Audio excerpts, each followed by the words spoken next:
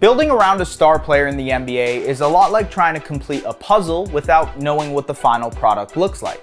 You're constantly moving pieces around, adding new ones, and removing others to find a way for your puzzle to fit.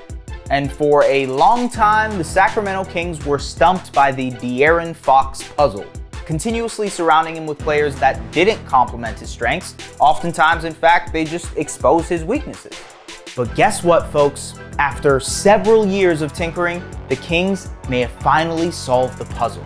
By adding some much-needed shooting and playmaking around Fox, they finally have a team that, in all honesty, just makes sense. Now, the onus is on Fox, coming off a down season to fulfill his end of the bargain. And it's time for him to prove that he is the right puzzle piece to build around.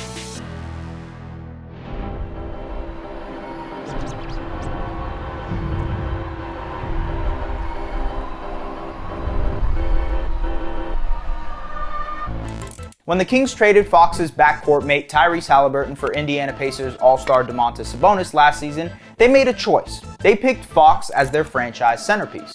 We can quibble about if that was the right call, and time will only tell if that pans out for Sacramento, but the logic behind the move made sense.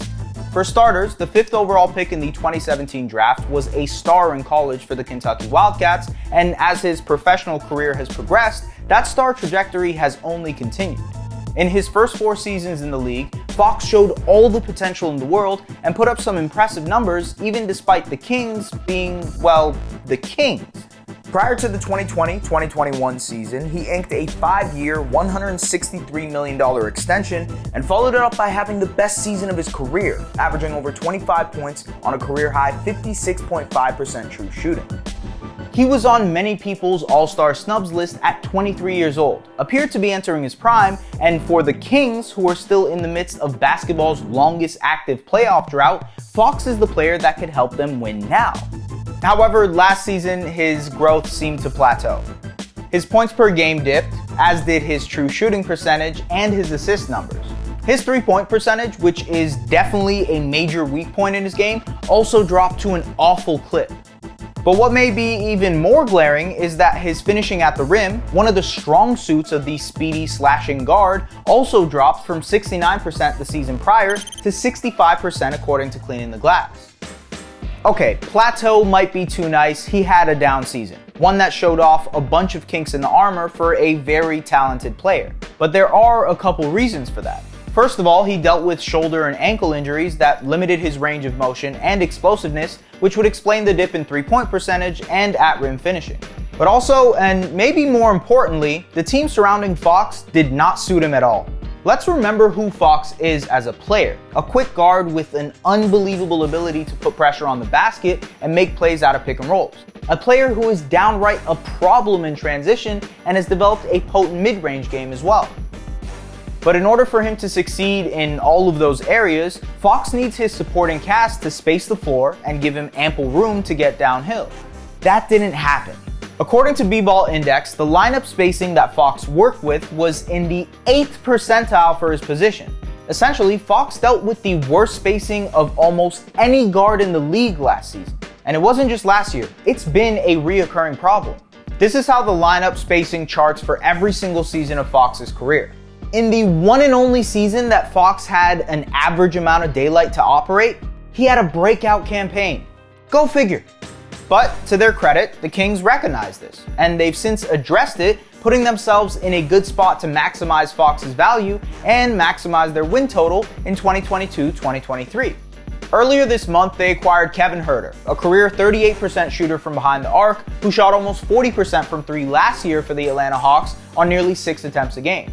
They also signed Malik Monk, Fox's backcourt mate at Kentucky, who is also a dead-eye shooter from behind the arc, shooting 39% and 40% the last 2 seasons from 3 respectively. And maybe most importantly, with the 4th overall pick in the 2022 draft, the Kings selected Keegan Murray, a shot creator and shooter who showed out in Vegas, earning Summer League MVP honors in the process. A lineup consisting of Fox, Monk, Huerter, Harrison Barnes, and Sabonis would rank in the 87th percentile for lineup spacing, and in the 85th percentile for perimeter shooting, which would make it the most space Fox has ever operated in. On top of the added space, Sabonis and Fox, who have only played a whopping 14 games together, will have a full training camp and season to further develop their chemistry together as a pick-and-roll combo. Sabonis, the proficient post playmaker that he is, helps alleviate some of the playmaking load off of Fox and allows him to do what he does best: cut to the rim and finish easy baskets off of Sabonis' passes. Not to mention, the Kings' hiring of Mike Brown, a head coach known for his defensive prowess, will help shore up Sacramento's lowly defense and in turn get Fox to buy in more on that end. Long story short, after 5 seasons, Fox is finally in almost the perfect environment for his game to thrive. And as crazy as it might sound, that bodes well for Sacramento. The Kings, for a long time, even before Fox, have been drowning in the pool of mediocrity, unable to get their heads above water thanks to their own bad decision-making.